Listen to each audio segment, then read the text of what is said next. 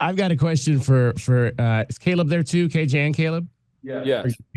I got a question for Caleb. Caleb, just what did it mean for you to be able to David Kelly at Wildcats Radio 1290?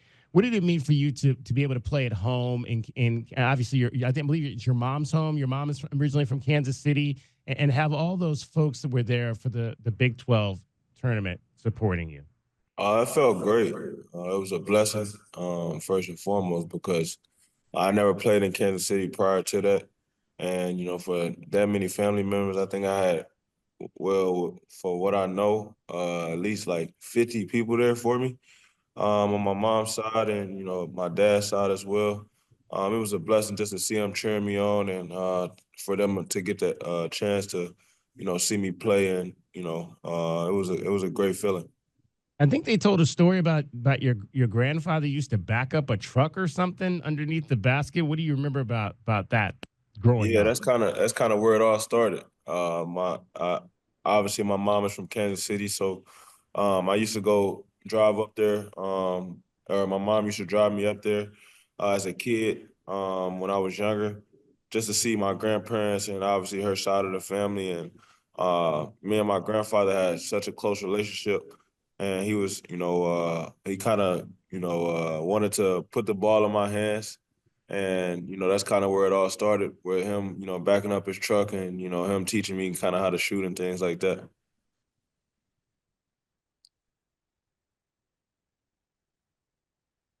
Steve, do you have your hand up? Yeah, I do. Go I ahead. want to talk to KJ real quick.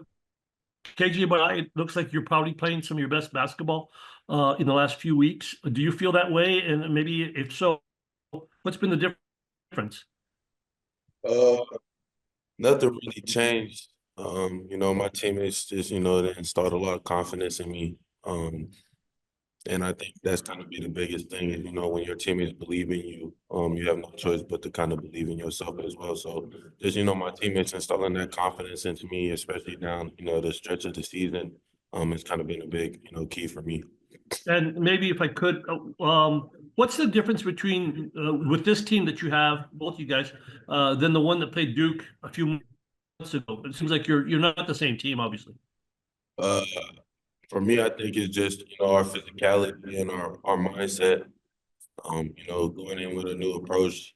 So what now approach and, really trying to be unaffected by any adversity throughout the course of a game, and try to stay steady. I think that's the difference in our team. Thanks. Bruce, go ahead. Hey guys, it's Bruce from the Star. Hey, for both of you, I was just wondering how it worked out. Going straight there is a long time away from home, but maybe it's just as well. I don't know. How did it go? And then what have you guys been doing with the extra time in Newark? Yeah, it was a pretty long flight for us, coming straight from Seattle to come to Jersey, but I'd rather be here than in Tucson. So Yeah. we just figured that it was better for us to come straight here. The travel was, a little bit would have been a little bit longer, and so yeah, I think what we've been doing with our free time, just been getting rest, getting recovery, and then watching film. I think that's kind of the approach that we've been taking. Okay. And same for you, KJ, or what? You been up to any? Do you have any free time, or what? What have you guys been up to? Nah, I mean, Caleb hit everything right on the head. I mean, we'd rather be here instead of in, Tucson right now at this time. And, we're trying to do, is get prepared for, a good game on Thursday. So that's where our mindset's at. Yeah. Along the lines of what Steve asked y'all, do you guys think anything, again, a long time ago when you played Duke, but anything about that game? I don't know if you went over it in film or is there just something that sticks out in your memories where you felt like, you guys could have done a lot better? Yeah, I mean, we didn't shoot the ball well at home. We put ourselves in position to win the game multiple times throughout the game. And, they just made more plays than us at that time. And, we was such a different team early on. We're so much more better. We're so much more connected on both ends of the floor now. Our offense has changed. Our defense has, taking a jump. And so I think, going into this Duke game, we got to be more physical than them. We got to, hit on all cylinders on the offensive end as far as, executing our plays to a T. And, with that team, you can't really make, too many mistakes as far as, defensive assignments and, turning the ball over and things like that because, they'll make you pay. So, we just going in there with, a fresh mindset, knowing that, obviously they got us early on, but, we're totally a different team now.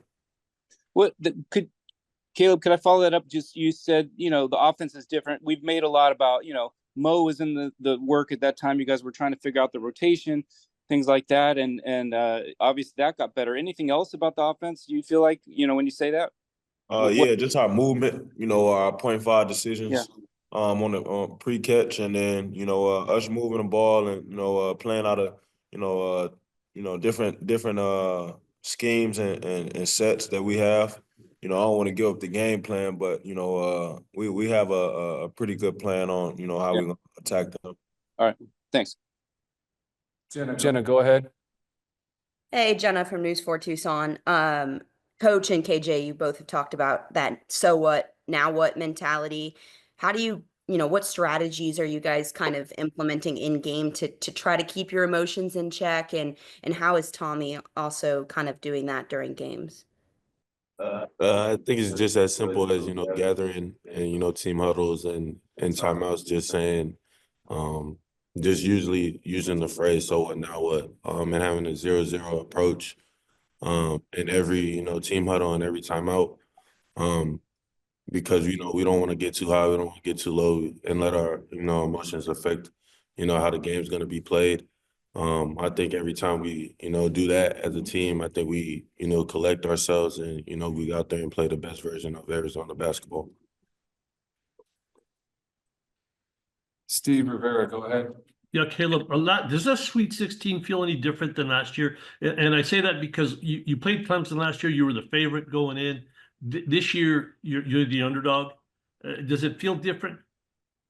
No, it doesn't feel different at all. I mean, in each game, it really don't matter if you're the favorite or the underdog, because anybody can be beaten and you can beat anybody. So I think obviously we got a chip on our shoulder, regardless of if we were the underdog or not.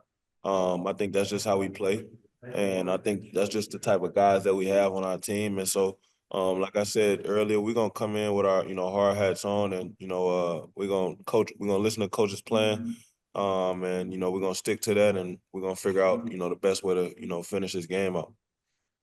Thanks. Anything else for these guys?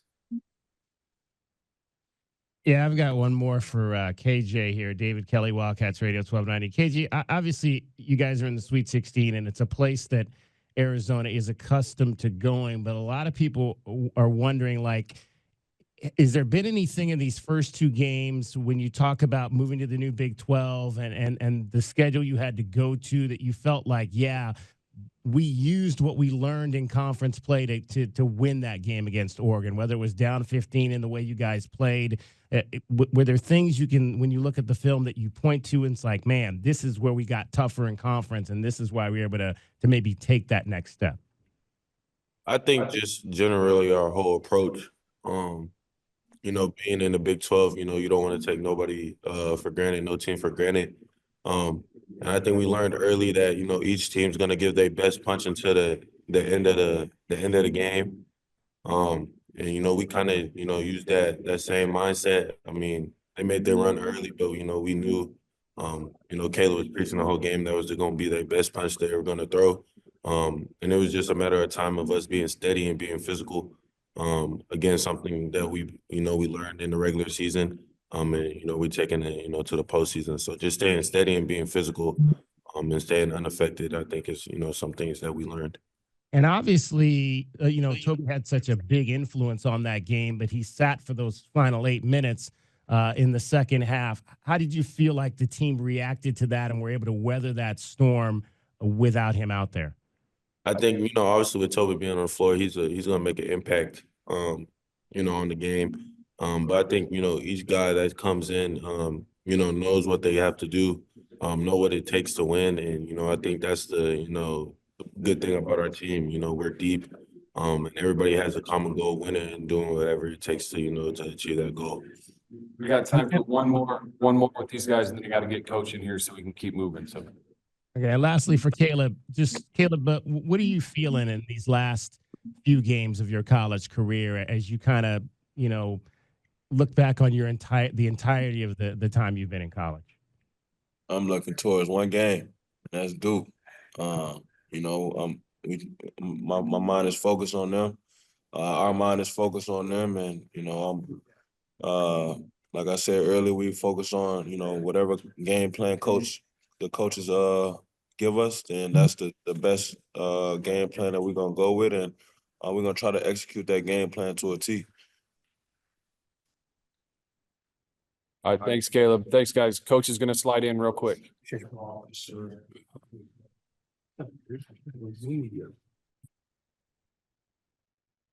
All right, go ahead with questions for Coach. Good morning, guys. Hey, good morning, Tommy. David Kelly, Wildcats Radio 1290. A lot of folks, Tommy, were talking after the ball game about, obviously Toby was on the bench for that 8-minute stretch. What went into the philosophy that you were trying to just maybe? David, we're going to the Sweet 16, third time in 4 years. Like, listen, sometimes as coaches, you got to make tough choices. And Toby played great. He helped us, came in and got a big rebound at the end.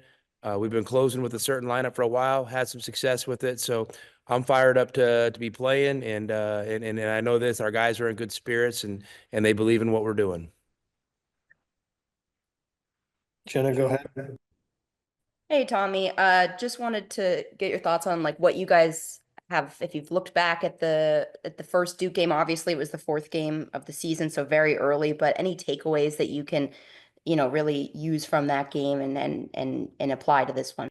Well, obviously it was a long time ago. And it was a great opportunity for us that we didn't take advantage of. Obviously we didn't play well, but I don't think Duke probably feels like they probably played well either. So obviously both teams have had a lot of experiences, positive and negative, over the course of the season, and I'm sure they've grown a lot. And I imagine Thursday night, it'll be two very different teams on the court than played early in the season. Steve, you had your hand up? Yeah, Tommy, can you talk about the differences? You talk about a little differences. You probably stronger, more wherewithal with this team since then. Well, I mean, I think we found more of an identity. Early in the season, we obviously struggled to find our identity early, and kind of the roles people were going to play for us to be successful. So I think we've dug a little deeper on that and definitely have a little more certainty in that area. I also historically Arizona always plays well when they're the underdog, and you're the favorite underdog here, a big underdog here. I'm sure you dealt with this a lot at Gonzaga. You haven't been an underdog here that much, but historically Arizona always shows up for these games. Do you feel that, sense that? Well, I mean, that would be great, but it's Tuesday. We don't play till Thursday night. We got here.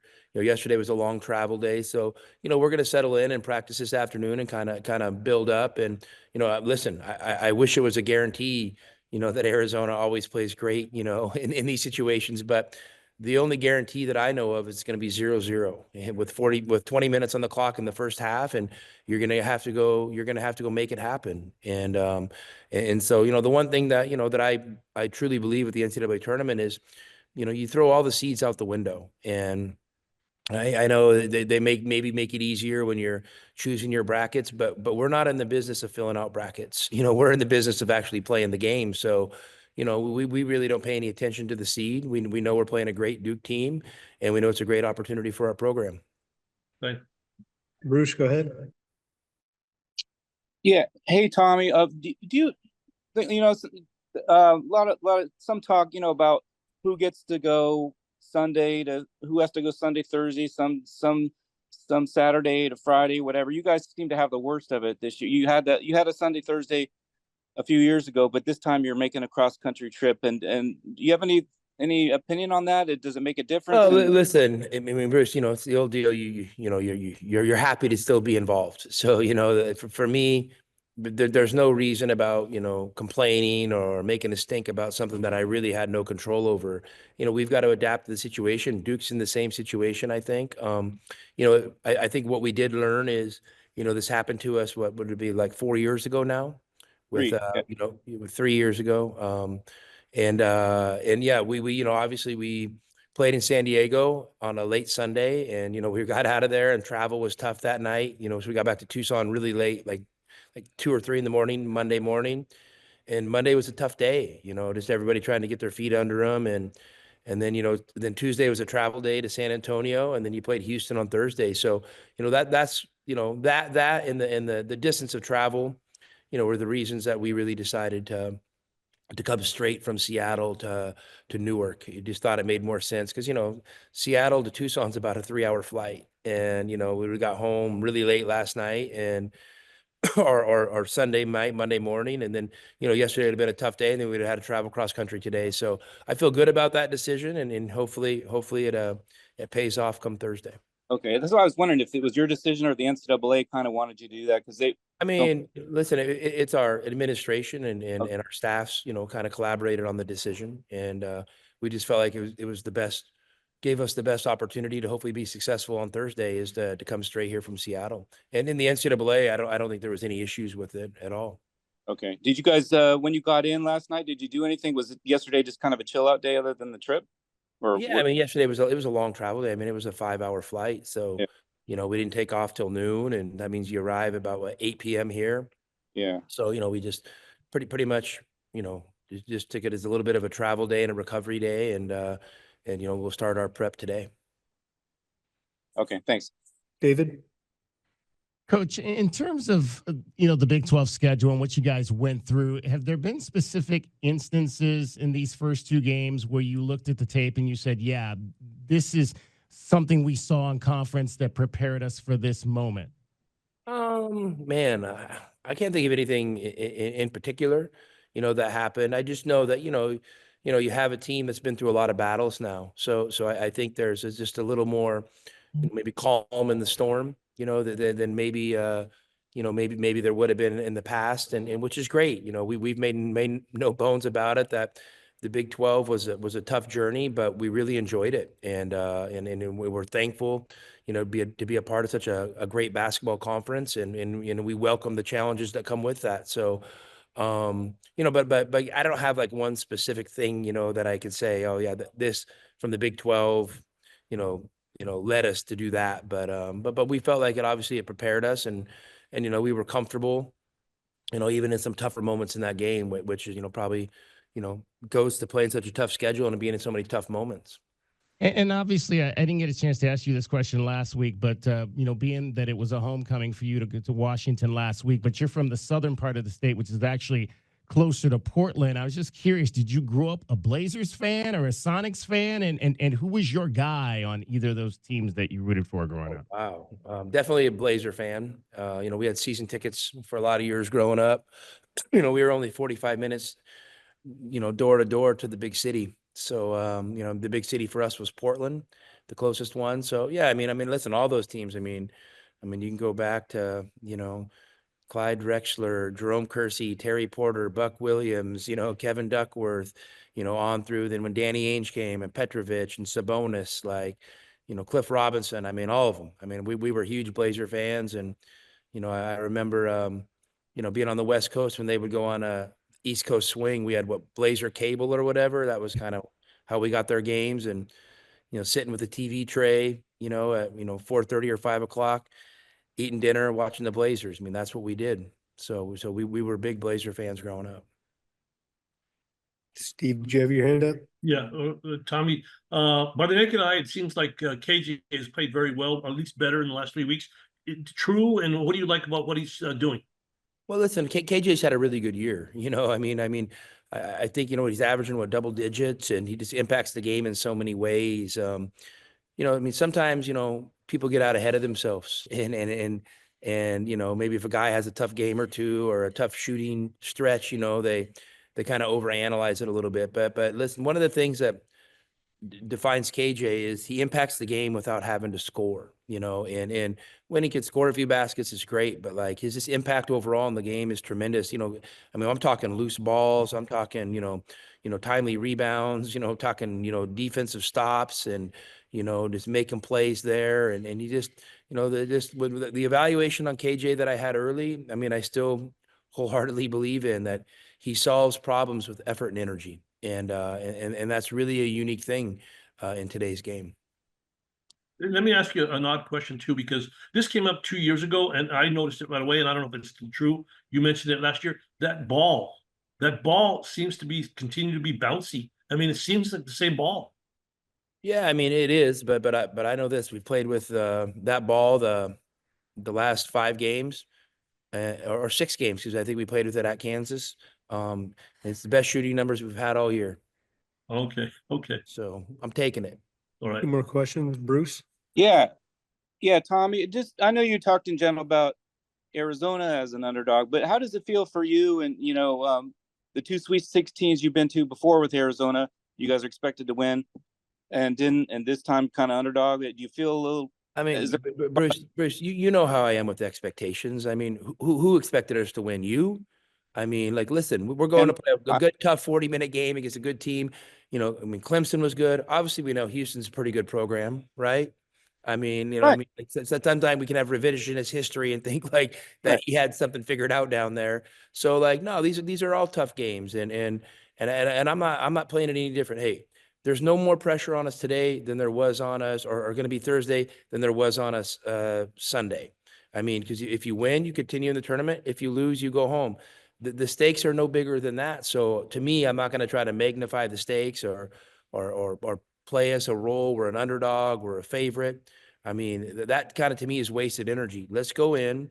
Let's see if we can play a great effort and energy and great focus and make it a game. And as the game plays out, see if we can adjust where we need to and find a way to come out on top. I mean, that's always the plan. So I'm not good looking at it at the favorite underdog thing. I mean, Yeah. I'm not trying to downplay it. I'm just telling you, this is not how my mind works. So Right. I understand. I just thought maybe in this case, and you're right, Houston may have been underseeded that year, but in this case, it's clear Duke is almost having a home game. They're playing really well. They're number one, maybe a number one overall, et cetera. You guys are there. Maybe is there a little like nothing to lose kind of thing, no. I mean, Bruce, this is all I know. I mean, they're a 1. So like the last 4 years, Nate, my VIP SID here, he showed me some stats that the last 4 years our average seed is 2.25. Okay. And tied with Purdue for second. Houston's first at 2.0. Guys, and we've made 3 out of 4 Sweet 16s. Okay. We're knocking on the door. We're right there. I mean, the program's where it needs to be, and the foundation's getting stronger. Okay. There's been a lot going on, at our university and in college athletics, and we're figuring it out all together. The administration, me and Arizona basketball's in a good way. So, let's to me, we're right where we need to be. I think, when you asked me to reflect a little bit, if you would have told me 4 years ago that those would be our numbers, I probably would have been pretty happy with it. So like, I'm excited for this opportunity. I mean, obviously we're playing a great Duke team. Obviously John and I are good friends and somebody I have a lot of respect for. I think he's done an amazing job. I mean, you step in and fill in that void of Coach K the way he has. I mean, that's pretty impressive. He and I have had conversations about that and, and shared experiences. We've supported each other. So I'm happy for him. It just, unfortunately, Thursday night we have to play and one of us is going to win and one of us is going to lose. And one fan base is going to be excited. The other is going to be devastated. That's what makes this tournament so great. And I'm thankful for that opportunity. Thanks, Last Tom. one, Kevin. Hi, Coach. Kevin Thomas from PHNX here. Duke is one of the tallest and longest teams in the country. Can you kind of speak to some of the challenges that their size could represent in this game? And obviously, Kaman Malawak is going to be a big matchup problem down low. So what do you see of him as a player as well, but overall to the length? Well, for sure. I mean, obviously they got great, length. athleticism, and they got really good scheme. I mean, their defensive numbers are off the charts. They've been dominating games defensively, and also been playing great offensively, but, their great defense is helping out their great offense. So, it's really impressive. And Malawach, I mean, he's a problem in there. I mean, he's a legitimate, rim protector that you don't see every day. He's got mobility, and his ball screen coverages, he can get up to get back to protect the rim. So, yeah, I mean, he's a hard guy to score over if you're trying to go at him one-on-one in the post. So, I mean, he definitely, he definitely presents a lot of challenges. Thanks, Coach. Thanks, everybody.